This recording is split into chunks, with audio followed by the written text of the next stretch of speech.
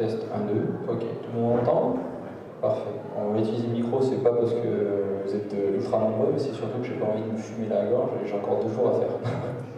D'accord. Donc, avant toute chose, je me présente. Donc, le pseudo, donc le cosplay, c'est Jaden. Je sais qu'à la base, c'était Arlequin qui devait vous faire la conférence. Malheureusement, il a eu un empêchement, il n'a pas pu venir, donc il s'en excuse. Donc, je reprends la conférence, sachant que on avait les mêmes approches et les mêmes idées. Donc, on va approcher le sujet de la même manière et de façon très simple. Donc, on ne va pas approfondir énormément, on ne va pas rentrer dans les techniques les plus poussées, comment faire la chose. On va surtout aujourd'hui voir donc, le rendu métal dans le cosplay. Donc, on ne va pas parler de musique, hein, pas ce métal-là. On va parler de métal métallique, donc que ce soit les métaux, surtout tout ce qui est or, argent, bronze, cuivre, bref, ces aspects un peu chatoyants qu'on essaie souvent d'avoir et qui sont jamais très faciles à obtenir, où on est très souvent déçu parce que c'est quand même bien particulier.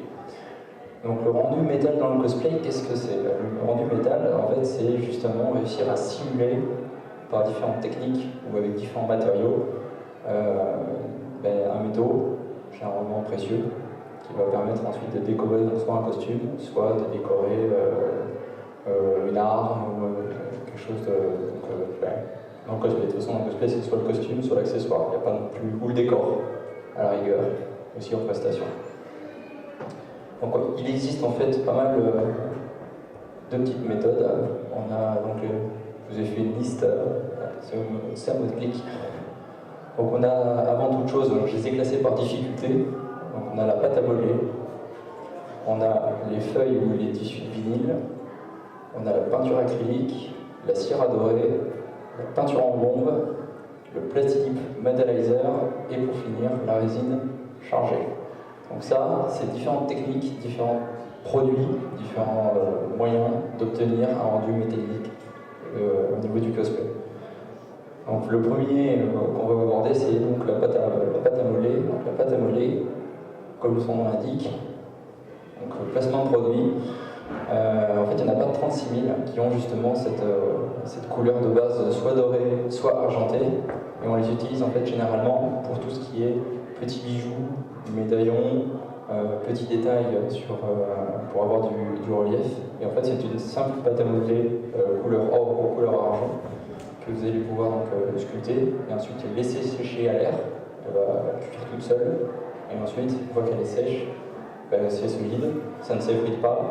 Vous pouvez la protéger avec un petit vernis et ça vous permet donc d'avoir quelque chose avec un très bon rendu au niveau de la couleur et surtout pour pas grand chose, parce qu'on sait que le cosplay c'est un peu, il y a différentes maisons, il y a ceux qui disent on fait que de la récup, il y en a qui disent qu'importe les moyens tant que j'ai la fin. Donc, voilà, là l'avantage c'est que vous allez avoir une petite pâte très facile d'utilisation, un peu comme de la pâte fimo, sauf que vous la mettez pas au four, et qui va vous permettre d'avoir des médaillons, des petits bijoux, très facile, très simple, et en plus c'est résistant. Donc ça c'est plutôt quelque chose qu'on va vraiment retrouver surtout dans le GN, je ne sais pas s'il y a des GNistes dans la salle, voilà.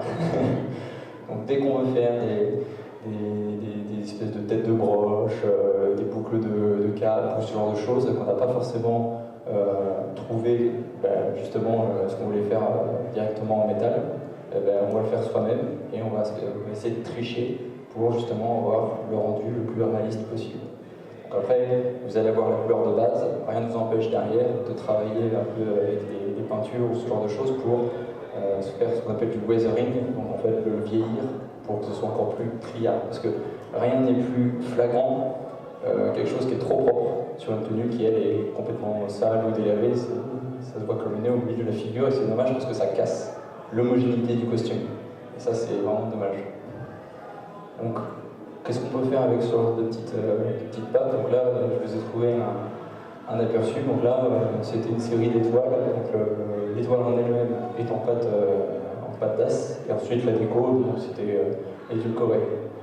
L'avantage, c'est qu'on peut tout faire entre guillemets en forme, en complexité. La seule limite, c'est votre imagination et votre talent sculpteur, parce que ça reste une pâte à modeler. Donc, si à part faire un petit bonhomme, vous ne savez pas faire grand-chose, ça va vite être limitant. Mais l'avantage, c'est que tant qu'elle n'est pas sèche, pouvez le refaire. Vous pouvez le refaire jusqu'à ce que vous ayez le bon design, le bon rendu. Donc là, au niveau couleur, c'est assez facile, parce que directement la couleur est dedans, il y a juste à le modeler, et une fois que c'est fait, on peut le faire vieillir avec des petites touches de peinture, des lavis, ce genre de choses. C'est vraiment le niveau 1 pour faire du métal, c'est très simple. C'est le petit pain de pâte à modeler. Après, on va partir sur... Donc là, je vous mets en plus grand aussi pour avoir.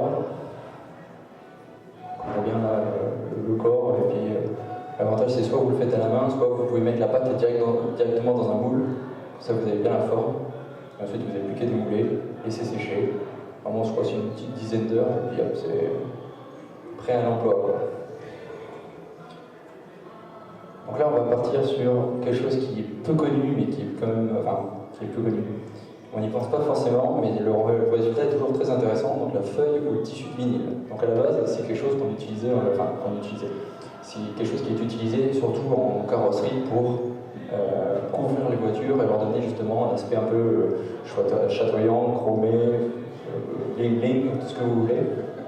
Et nous, cosplayers, on aime bien récupérer des trucs de différents univers et se les approprier. Donc à la base, c'est fait pour la voiture. Ça se présente donc en rouleau pour la feuille, hein. Quand c'est du tissu, c'est vraiment le tissu de vinyle.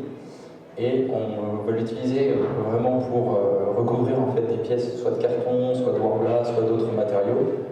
Je vais vous donner des aperçus un peu en taille.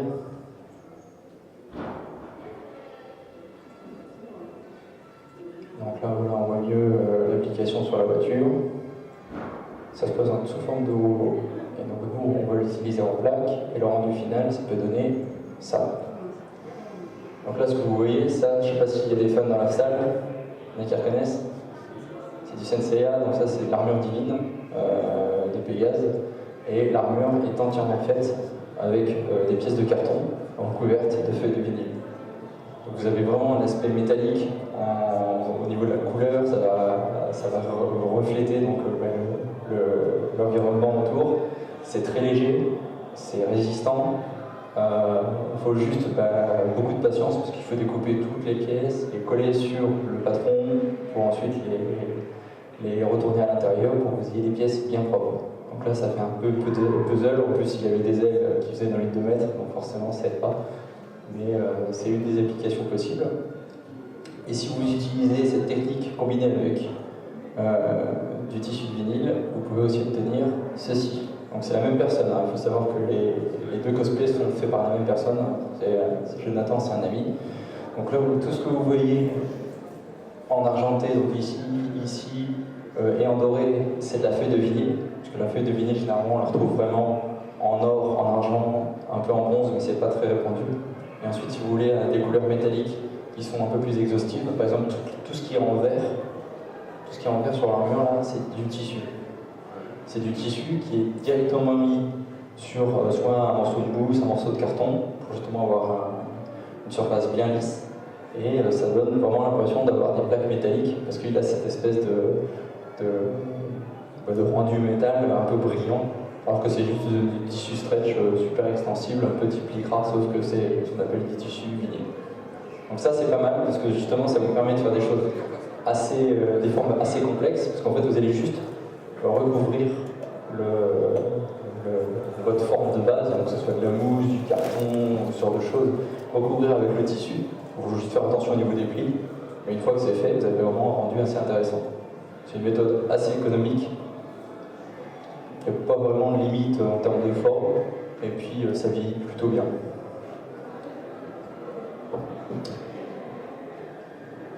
Ensuite, au niveau des méthodes, on va arriver donc là sur tout ce qui est jeu de peinture. Donc là, on arrive un peu au niveau 2, parce qu'il faut pas mal de techniques. Il y a pas mal de choses à savoir pour éviter de faire des boulettes, de faire des bêtises, de gâcher de la matière, parce que c'est bien dommage. Donc la peinture acrylique, ça se présente généralement sur des petites formes comme ça, et ça vous permet d'avoir un rendu comme ci. Donc la peinture acrylique, c'est une peinture qui reste souple. Et la souplesse dans le cosplay, c'est un peu la vie. Plus votre peinture est rigide, moins elle a de chances de tenir.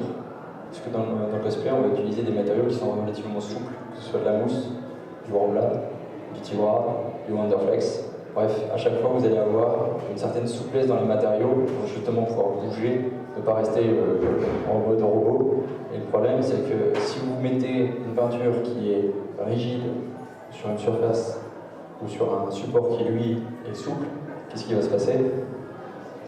Ça craquelle, ça caille, ça pèle, c'est tout ce que vous voulez. Et vous vous retrouvez en pièces détachées, on vous suit à la trace avec des morceaux de peinture partout dans la convention. Rigolez pas, c'est déjà arrivé. Donc, pour éviter ce genre de désagrément, il existe des peintures qui sont plus ou moins souples. La peinture acrylique garde une certaine souplesse, et c'est pour ça qu'on l'apprécie beaucoup dans le cosplay. Cette souplesse, en plus, on a des rendus très intéressants. Parce que là, vous pouvez voir, vous allez voir tout à l'heure ces armures, c'est très intéressant parce qu'en gros, pour avoir un bon rendu métallique avec de la peinture acrylique, c'est très simple, il suffit juste de brosser toujours dans le même sens. Il ne faut pas faire des allers-retours. Si vous faites des allers-retours, vous allez faire des traces de pinceau et vous allez foutre en l'air votre armure, parce que ça va se voir, ça va être dégueu.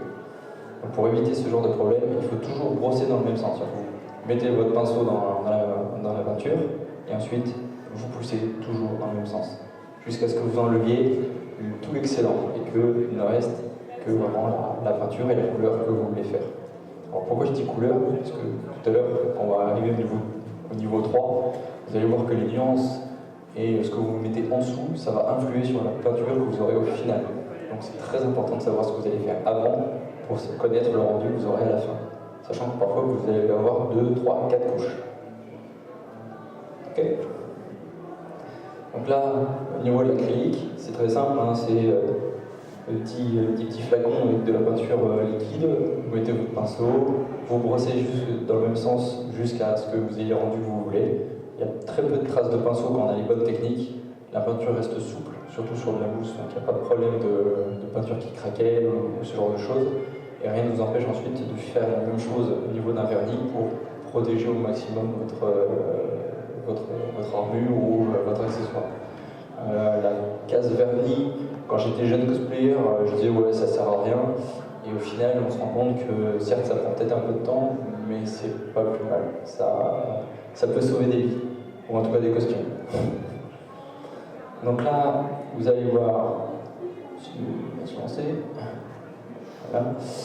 Donc ça, c'est comme ça que ça se présente au début, et c'est comme ça que ça se présente à la fin. Donc là, dites-vous que tout ce qui est en jaune, c'est de la peinture acrylique dorée. Tout ce qui est en argent, c'est de la peinture acrylique argentée. Et tout ce qui est en rouge, alors là, c'est du tissu, mais là, c'est aussi de la peinture acrylique. Bon, c'est pas trop le sujet, nous on est vraiment focalisé sur le métal. Et on a vraiment l'impression d'avoir justement une pièce métallique devant soi. Et c'est pas du Photoshop, hein. C'est vraiment comme ça. Les armures, je les ai vues en vrai, c'est vraiment comme ça. Et ça rend, c'est vraiment très impressionnant parce que justement, ce sont des techniques où on va pousser la peinture pour vraiment avoir le rendu final. Et ça, c'est que de la mousse, hein, pour information. C'est que de la mousse qui est recouverte de peinture. Il n'y a pas de triche, il n'y a pas de secret, c'est juste des techniques de peinture et beaucoup d'heures de travail.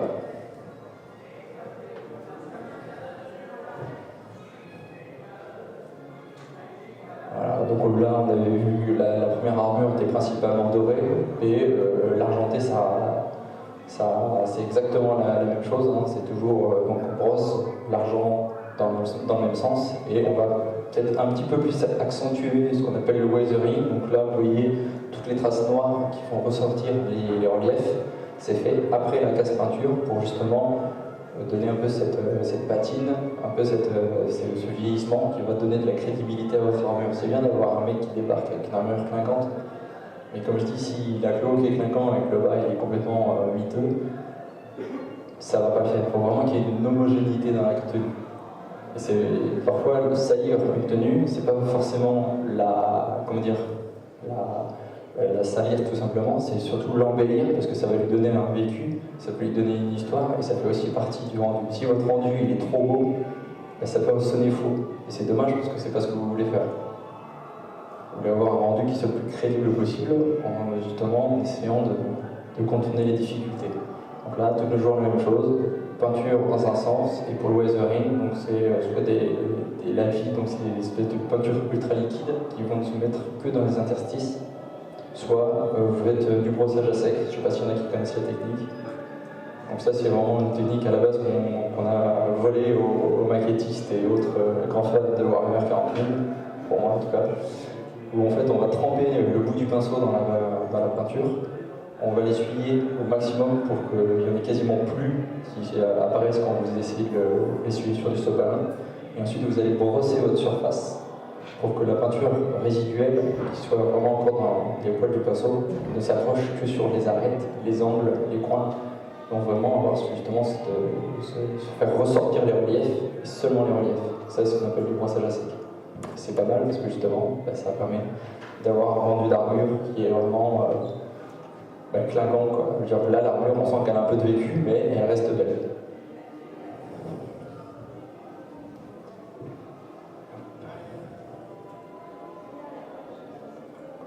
Donc après la peinture acrylique, on va arriver sur une case un petit peu au-dessus, donc la cire à dorer. Est-ce qu'il y en a qui connaissent?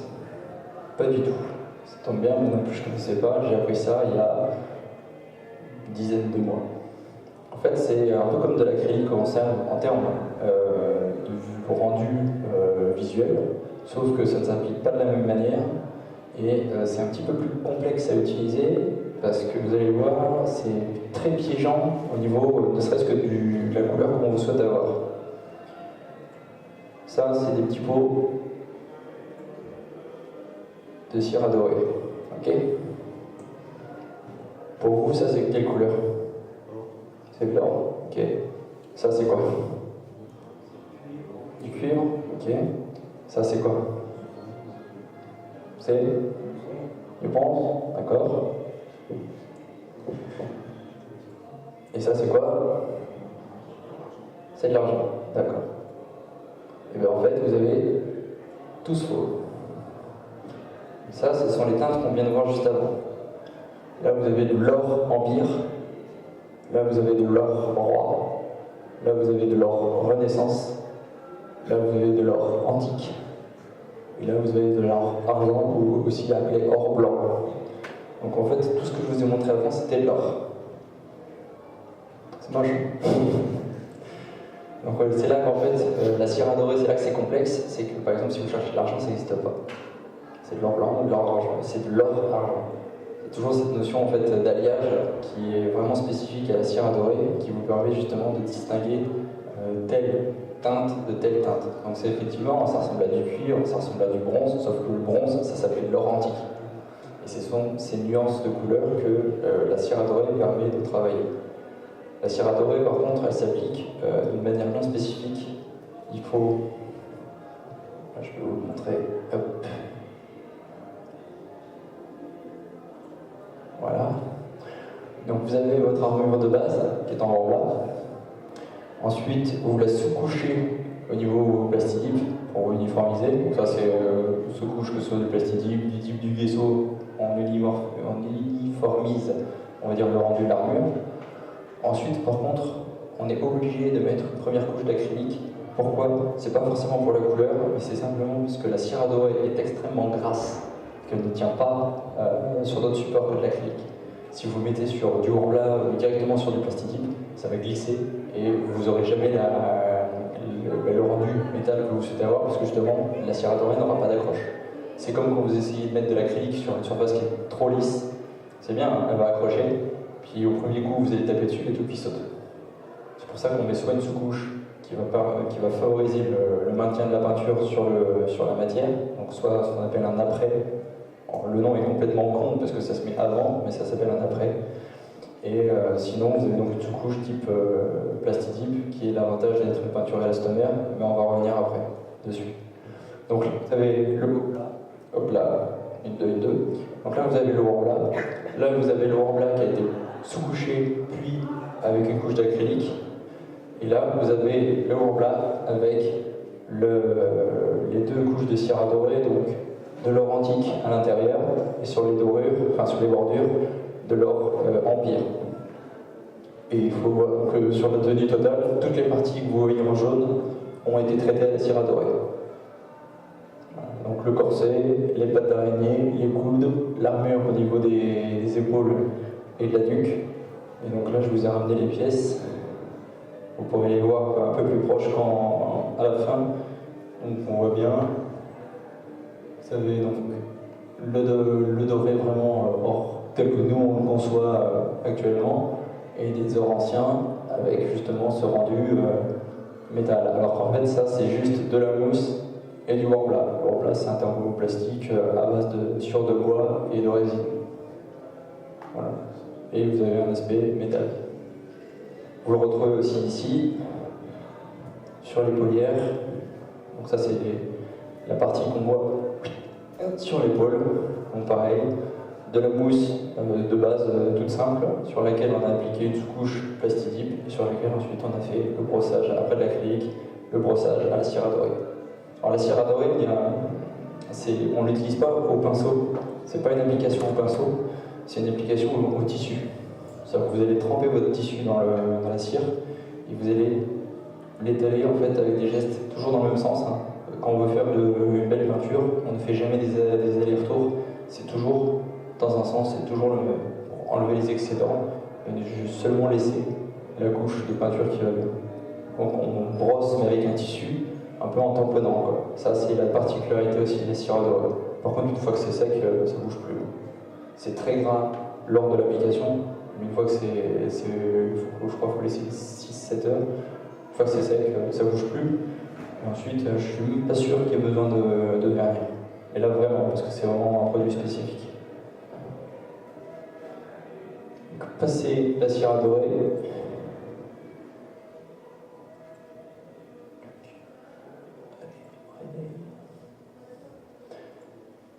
Là, on arrive sur la peinture en bombe. Alors là, je vois tout le monde qui dit oui, la peinture en bombe c'est facile.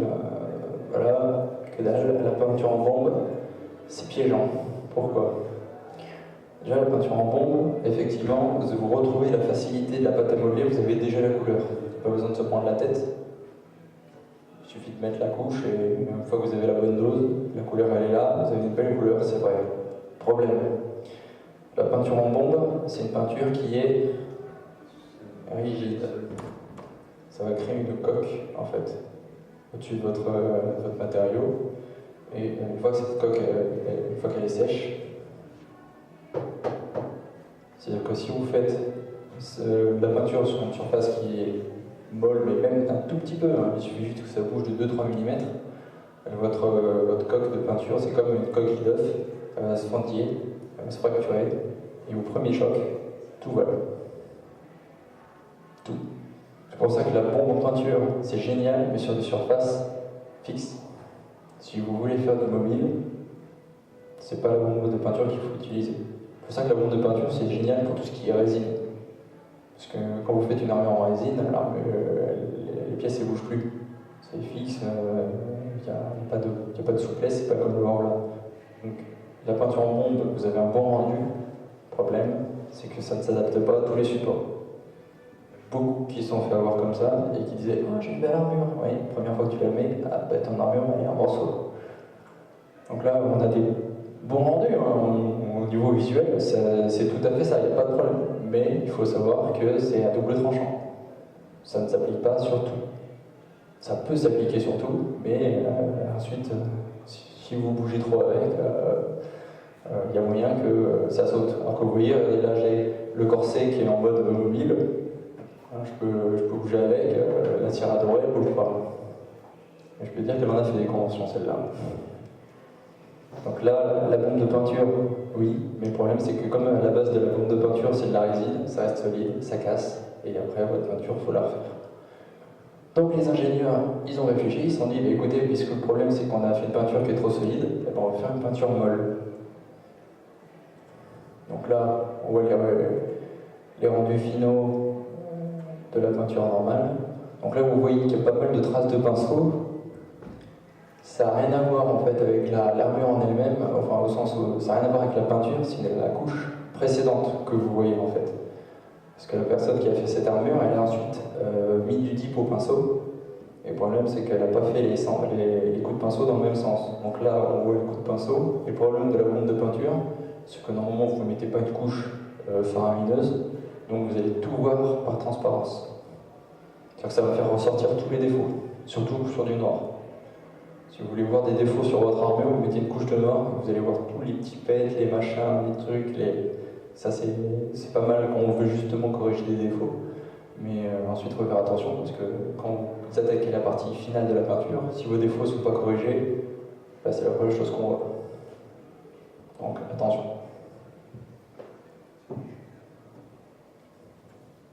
Donc argent ou or, bronze, cuivre, là l'avantage c'est que le choix est très exhaustif au niveau des coloris, donc il n'y a pas de problème de ce côté-là. Généralement c'est des bombes qu'on trouve en magasin de bricolage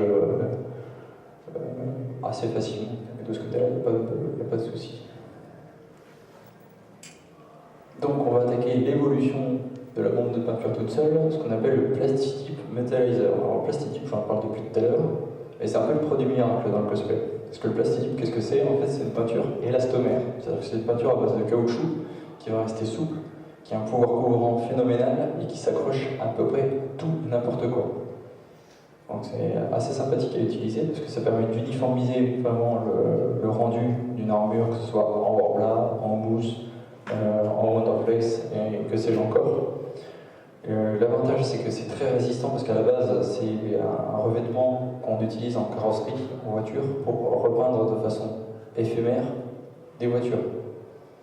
Et l'avantage c'est que ce genre de revêtement résiste aux intempéries, aux UV, aux griffures, aux déchirures, à l'abrasion. Et si jamais vous réussissez à avoir une griffure, il suffit juste de le chauffer avec un sèche-cheveux ou un truc comme ça, et là la peinture regonfle. Donc ça permet de cacher pas mal de petits défauts, ce genre de choses. Ça, il faut le savoir. Ensuite, le Plastitype, ce qui est bien, c'est que ça, en fait, ça ne crée qu'une couche de peinture qui va bien s'accrocher à la surface. Et si jamais vous n'êtes pas satisfait du résultat, ou si jamais vous voulez refaire toute la peinture, c'est pas grave. Il suffit en fait de peler un coin, et une fois que vous commencez à avoir la couche, en tirant dessus, il y a tout qui vient. Donc ça c'est pas mal quand vous voulez refaire la peinture, ou vous n'êtes pas satisfait, ou ce genre de choses. Votre pièce elle n'est pas perdue, vous n'avez pas besoin de refaire 15 couches de peinture par-dessus. Vous pouvez tout enlever et tout recommencer. Et ça reste souple. Gros avantage. On peut faire de la peinture directement sur de la mousse, ça tient. Et ils ont sorti donc une gamme de métal, puisqu'ils se sont dit, puisqu'on fait des couleurs type noir, blanc, rouge, on va aussi faire des trucs un peu plus sympathiques. Donc là, les trois qui sont, on va dire, dans le sujet d'aujourd'hui, de l'or, de l'argent et du bronze. Et on peut avoir ce rendu-là. Donc ça c'est des aperçus, voilà. Donc là on voit bien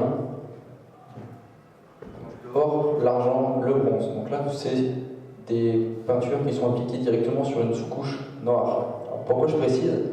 Parce que surtout sur de l'or, la sous-couche est aussi importante que la couche en elle-même. On a vu tout à l'heure qu'il y avait différentes variations de couleurs pour de l'or. On avait l'or antique, on avait l'or roi, l'or empire, ce genre de choses. Et en fait, c'est la sous-couche qui va déterminer quel rendu vous allez avoir au final. Par exemple, si vous faites une sous-couche noire, votre or, il aura cette tête-là. Donc on voit que c'est un or plutôt sombre. C'est pas forcément celui qu'on s'attend à avoir accroché autour du cou après avoir gagné 100 mètres. Si vous faites par contre une sous-couche de blanc, votre or il aura cette tête-là. Donc vous voyez, c'est encore une fois, c'est pas l'or auquel on pourrait s'attendre. En fait, il faut savoir que pour avoir l'or que nous, occidentaux, on connaît, qu'on reconnaît comme tel, il faut mettre une sous-couche de rouge. C'est le rouge qui permet d'avoir justement le rendu or que l'on connaît. Donc si jamais vous cherchez à peindre de l'or, que ce soit en bombe ou en pinceau, plutôt que de mettre une sous-couche de blanc, de gris ou de noir, mettez du rouge. Vous aurez vraiment un or chatoyant, un truc qui va bien claquer, qui aura la bonne couleur que normalement vous recherchez.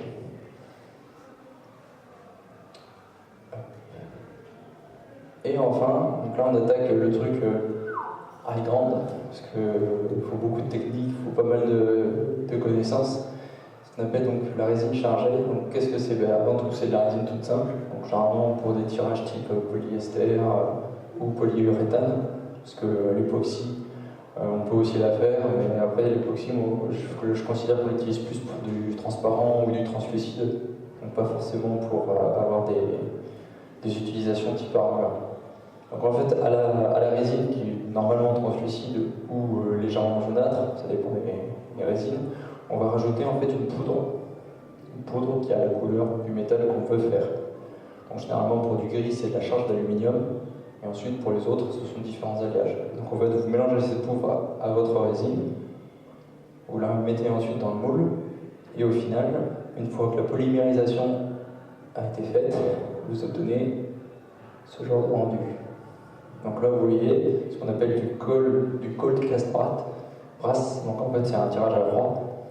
Et vous avez donc la patine de doré qui est au niveau de la tête du lion et sur les éléments des côtés.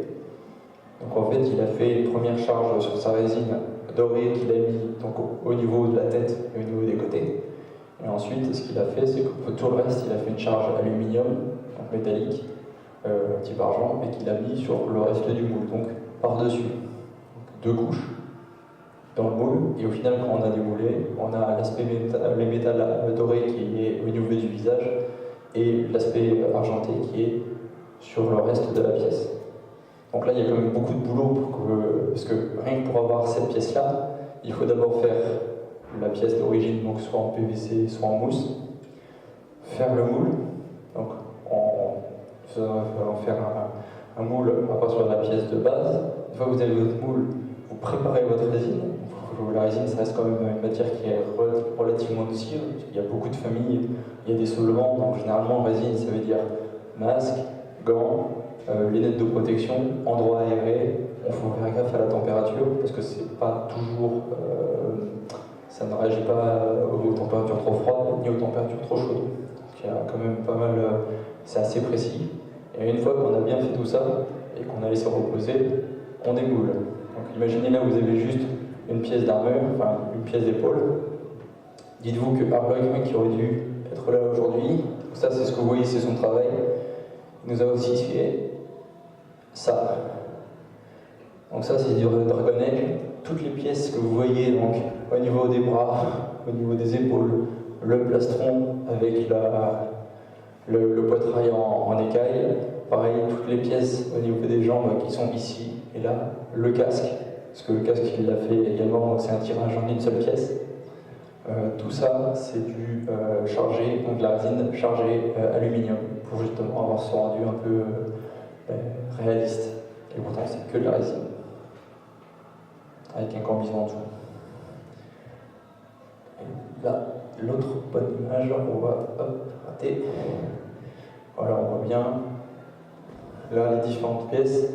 Et pareil, l'oiseau, c'est de la résine qui, elle, avait été chargée en doré et appliquée directement sur le plastron. Voilà, donc ça c'est un requin. Voilà, si vous voulez savoir à quoi il ressemble. Et le cache-œil, c'est juste pour le cosplay. Il a ses deux yeux, il n'y a pas de problème. Voilà. Donc, on va passer sur la deuxième partie de la conférence sur si vous avez des questions. Parce que là, j'ai survolé un peu le sujet, mais si je rentrais dans les détails, il nous faudrait à peu près 1 heure par matière et par type de peinture. Donc autant dire que là, on y passerait le week-end. Donc si vous avez des questions un petit peu plus spécifiques, je vais essayer d'y répondre, tout en essayant de ne pas trop m'enfoncer dans les détails, parce que sinon, on ne peut plus en finir. Donc si vous avez des questions, n'hésitez pas. Oui. Justement, pour ceux qui veulent approfondir davantage le sujet. Alors en fait, il y a beaucoup sur Internet. Internet reste une bonne mine d'or, surtout pour tout ce qui est cosplay. On a pas mal déjà de tutoriaux qui existent pour justement expliquer chaque méthode, chaque point fort, les points forts et les points faibles de chaque méthode, et de justement expliquer aussi les pièges à éviter, ne serait-ce que par rapport à tel type de peinture sur tel type de support, ou comment appliquer la peinture par rapport à ce qu'on essaie d'avoir comme rendu. Alors, le gars qui fait ouais je veux une armure en or, il fait une sous-couche toute noire et puis il s'étonne que son armure est toute sombre. Oui, et la sous-couche ça a une incidence sur la peinture que vous allez mettre au-dessus, à chaque fois. Donc ce genre de petites astuces, de petits feedbacks que les anciens donnent aux nouveaux, les 3 quarts du temps sur les forums, il y a pas mal de choses qui sont données. Oui. Sur toutes les techniques que vous avez énoncées, si on peut les classer cher ou plus onéreux? C'est à peu près dans ce que tu viens de voir. La complexité, ça va aussi en fait avec le prix, généralement. Donc, le hasard fait bien les choses. Après, c'est pas spécialement onéreux forcément en termes d'argent, mais ça va être aussi très chronophage. Tu vois, par exemple, juste pour faire une pièce de résine, en faux, il faut la faire 2 fois. Parce que tu vas la faire une première fois juste pour avoir le modèle, tu vas créer ton moule, et une fois que tu as ton moule, là, tu vas pouvoir couler ta résine. Donc tu vois, c'est-à-dire que tu dois faire déjà le travail 2 fois pour chaque pièce. Alors que les autres, c'est directement d'appliquer la couleur sur la pièce que tu as créée. Donc tu vois, c'est pas forcément, ça va pas forcément te demander beaucoup plus d'argent, déjà au niveau des matériaux, mais ça va peut-être te demander plus de temps. Et ça, le temps dans le cosplay, pas toujours. Oui. Il y a une différence entre le dip et le plastidip? Alors la grosse différence, c'est que le dip s'applique au pinceau, puisqu'évidemment c'est un revêtement qu'on utilise pour les toitures pour étanchéifier, alors que le plastidip s'applique à la bombe, et donc lui il est utilisé pour les carrosseries. Donc moi j'ai peut-être une préférence pour le plastidip. Pourquoi? Parce que comme tu l'appliques à la bombe, t'as pas de traces de pinceau, et c'est toujours uniforme. Oui, parce que le dip pinceau, c'est très dur. Ouais, alors en fait le problème du dip, c'est qu'il faut réussir à le doser, parce que déjà tu peux ajouter de l'eau pour avoir quelque chose de plus ou moins justement plus ou moins visqueux. Donc déjà c'est assez difficile à doser, et ensuite comme tu appliques au pinceau, c'est pas toujours égal, c'est-à-dire que tu vas peut-être passer plus de temps sur une partie que sur une autre, et au final ton dip il va en avoir plus d'un côté que de l'autre, et ça va se voir au final. C'est pour ça que je suis pas très j'aime pas utiliser le dip, parce que c'est en fait c'est une source d'imperfection. À partir même du moment où tu l'utilises pour gommer des imperfections, tu vas en créer d'autres. Donc face à un problème pour en créer un autre, je sais pas top. Enfin pour moi. Voilà, donc c'est pour ça. Après tu as le gesso aussi, mais c'est pareil, c'est un truc que tu appliques au pinceau, donc c'est pas génial.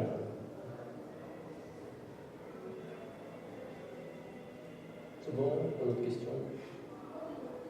On peut hésiter, hein. Oui, ici, est-ce que les techniques que vous avez utilisées sont applicables sur le cuir? Cuir. Alors déjà, ça répond déjà, tu peux répondre déjà tout seul à la question, puisque le cuir, c'est quoi comme type de matériau? C'est souple. Voilà, oui. Donc déjà, tu sais que tout ce qui est peinture type bombe, tu peux oublier, parce que ça va forcément craquer. Après, alors pour le cuir, moi qui ai travaillé sur par exemple, j'ai recoloré des chaussures, il y a déjà une préparation en amont, où en fait tu vas devoir poncer avec un papier de verre très fin, type 600 voire 800, ton cuir pour en fait le préparer à recevoir une couleur. Donc tu vas déjà préparer ça. Et ensuite, il existe des teintures pour cuir qui ont justement la teinte de l'or. Donc là, c'est encore particulier. Parce que comme le cuir, il n'est pas forcément une matière qu'on utilise beaucoup dans le cosplay, mais plutôt dans le GN ou dans le médiéval, ce genre de choses. C'est vrai que c'est pas un point que j'ai forcément abordé, parce que c'est vraiment... Le GN n'est pas du cosplay. Il y a surtout beaucoup de techniques dans les deux mondes, mais on n'a pas la même... le cosplay, c'est juste recréer le costume et interpréter le personnage, alors que le GN, c'est plus loin, parce que tu vis l'aventure de ton personnage, et quand tu sors l'épée pour aller foutre sur la gueule d'un orc, tu sais que ton armure que tu as faite, tu as passé du temps, elle va ramasser. Donc voilà, il faut allier l'esthétique au côté pratique. Alors que dans le cosplay, c'est plus l'esthétique qui va compter, puisque le but, c'est de copier, de restituer le plus fidèlement possible un visuel. Donc le cuir, c'est compliqué. Ouais, c'est vraiment spécifique, c'est encore au-delà du cosplay, c'est de la teinture sur cuir. Donc il y a un travail de préparation, c'est vraiment à part. Oui. Alors pour le caoutchouc, je partirai directement sur le plastidip, parce que l'avantage de ce type de revêtement, c'est que comme il est élastomère, il s'adapte à tout. Et comme le caoutchouc est quelque chose de très souple et de très flexible, il faut quelque chose qui puisse encaisser les chocs. Donc le plastidip, c'est un peu le produit miracle, et qui permet justement ça résiste à l'abrasion, ça résiste aux UV, ça résiste à la torsion, ça résiste au Karcher. Il y a des mecs qui ont fait une démonstration, parce que comme à la base, c'est censé être utilisé sur voiture, si à chaque fois vous lavez votre caisse, vous mettez un coup de Karcher, il y a tout qui se part, qui s'en va. ça va faire cher le revêtement, quoi. Donc c'est vrai que pour du caoutchouc, oui. Alors après, où est-ce que tu utilises du caoutchouc dans le cosplay? Ah, ouais, d'accord. Oui, effectivement, plastique pour peindre des bottes, c'est pas mal. Ça t'évitera que quand tu marches, en faisant ça, tu aies la belle ligne de couleur en dessous, parce qu'il y a tout qui saute.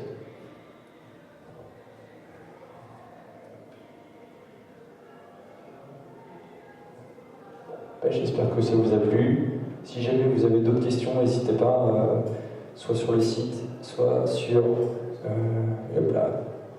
Ils ont sorti la Plastidip exprès pour les cosplays, n'est-ce pas? Ah non, c'est juste parce que les gars du Nord, je sais pas s'il y a des gars de Lille ici. Non, c'est bon, je peux tailler, d'accord. Voilà, les geeks tuning du Nord, ils aiment bien le métal, donc ils se sont dit, en plus le Plastidip il vient des États-Unis, donc c'est plus pour les geeks tuning des États-Unis, puisque nous on l'a juste importé. Donc, je sais pas si vous connaissez Fast and Furious, mais voilà, c'est assez représentatif. C'est pas spécialement, il faut savoir que dans le cosplay en fait, 90% des matériaux que vous utilisez, vous, cosplayer, ne sont pas faits pour le cosplay. À la rigueur, la seule chose qui est vraiment faite pour le cosplay, c'est la peinture. Parce que c'est de l'artistique. Mais quand je dis peinture, c'est juste type acrylique. Tout le reste, les thermoplastiques, c'est pas fait pour ça, enfin, à la base. Le plastidip, c'est pas fait pour ça. Les résines, bah, c'est plus pour de l'aviation ou ce genre de choses. Moi, quand j'étais plus jeune, je réparais les planeurs avec de la résine et du gel coat. Maintenant, j'utilise de la résine pour le cosplay. Voilà. Mais on est très fort en détournement de matière. Donc c'est ça qui est assez intéressant, c'est qu'en fait, il n'y a rien qui est vraiment fait pour le cosplay, mais tout peut être utilisé pour le cosplay. Il suffit de trouver la bonne application. L'important, c'est que les voitures, toutes les compagnies qu'on emprunte, ils nous râlent pas trop dessus. Hein. Ça reste accessible, hein. C'est pas... L'avantage, c'est qu'ils ont énormément de couleurs. Donc là, je vous ai juste parlé des Metalizers parce que c'est le sujet de la conférence. Mais au niveau plastidip et au niveau cosplay, quasiment toutes les couleurs et les nuances existent. Donc en fait, c'est assez intéressant si on veut, par exemple, repartir sur de l'armure noire avec des effets bleutés ou ce genre de choses. C'est tout à fait possible, parce que ça existe. C'est du liseré et c'est assez intéressant. Bon, là, on part sur d'autres sujets. Voilà. Et bien, je vous remercie d'avoir assisté à cette conférence. J'espère que ça vous a plu. Ah, pardon, parce que j'ai pas vu. Attends, bon. Alors, sur le bois plat, comme ça reste quand même une matière qui garde une certaine flexibilité, il faut plutôt utiliser soit de l'acrylique, soit du plastique. Faut pas... le problème de la bombe, comme je dis, c'est que ça risque de sauter, quoi. Ça risque de sauter. Donc faut rester, voilà, faut garder en mémoire, c'est peinture souple sur support souple, peinture fixe sur support fixe. Et si on respecte ça, généralement, il n'y a pas de problème. Voilà, bon. Et bien, je vous souhaite une bonne fin de journée. Normalement, le salon il est sur la fin, donc j'espère que je verrai certains d'entre vous demain. Et si vous avez des questions qui vous viennent durant le week-end ou même plus tard, durant le week-end, on est au niveau du stand 16, au niveau -2. Et si c'est après, pendant vos créations cosplay, on est accessible via Internet, il n'y a pas de problème. Vous pouvez poser vos questions par mail, par Facebook, par tout ce que vous voulez, par pigeon voyageur. On y répond. Voilà. Ouais, on envoie les pigeons. Voilà. Bonne soirée à tous. Merci.